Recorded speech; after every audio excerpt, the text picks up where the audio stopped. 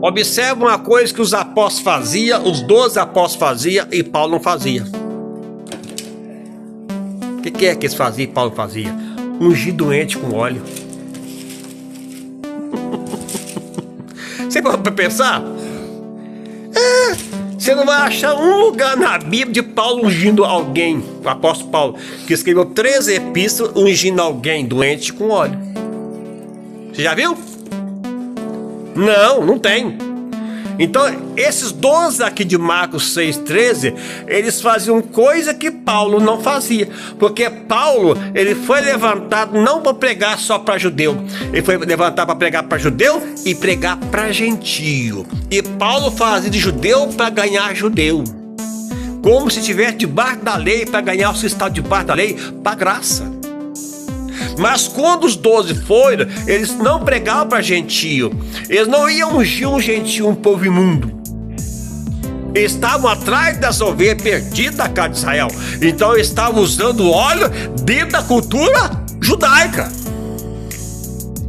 O óleo que apontava para uma pessoa que viria lá em Atos 2, que era o Espírito Santo, que ia vir na terra, descer sobre a igreja, inaugurar a igreja. Quando o Espírito Santo descesse e viesse na igreja, aí saiu o símbolo e ficava uma pessoa no lugar do símbolo, que era o Espírito Santo. Simplesmente isso aí, meu querido. Então expulsava muitos demônios e ungia muitos enfermos com óleo. Então era judeu pregando para judeu e judeu ungindo judeu. E vem o apóstolo Paulo levantado por Deus para pregar para os gentios também. E o apóstolo Paulo não aplicava óleo em gentios. Porque o apóstolo Paulo diz: mas vós já tendes o Espírito. Nós já temos o quê? O selo, a marca do Espírito. E quem nos ungiu é Deus. O apóstolo falou isso. Nós já temos a unção. Quem? Deus nos ungiu. Para que pegar óleo para ungir se ele já nos ungiu? Ele tomou o lugar do óleo.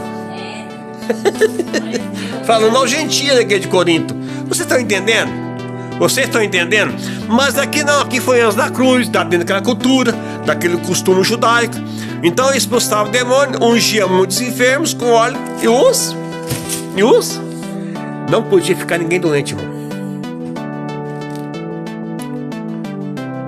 E os curava. Os doentes eram sarados. Os doentes eram curados. Ungia com óleo e as pessoas eram curadas. Não é que ungia as pessoas com óleo e elas continuavam doentes. O que me chama a atenção é que ungia os doentes, que ungia os enfermos, mas não ungia doenças nas pessoas. Tem pessoas que fazem o contrário. Ao invés de ungir o doente, ele unge a doença. Ele unge a enfermidade.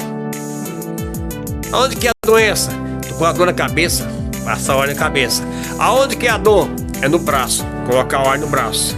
Aonde que é? Na perna. Onde que é? Tô com a dor no estômago, então abre a boca aí.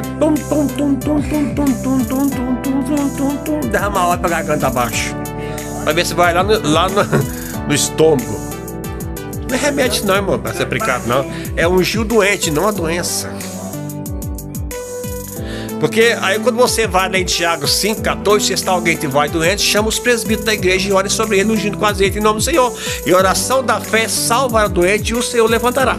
E se houver cometido pecado, serão perdoados. Aí quando você vê Tiago capítulo 1, versículo 1, o contexto da carta era as ovelhas perdidas, o judeu que está espalhado, está disperso.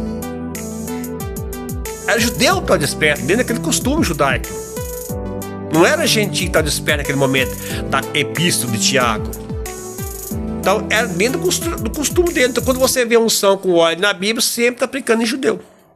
Tanto Marcos 6,13 como Tiago 5 também, 14, que o capítulo 1 mostra o contexto destinatário da epístola, que era o judeu disperso.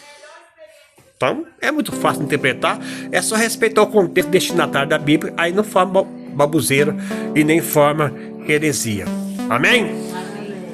Mas aconteceu o quê? A cura. Tem alguém doente aqui hoje?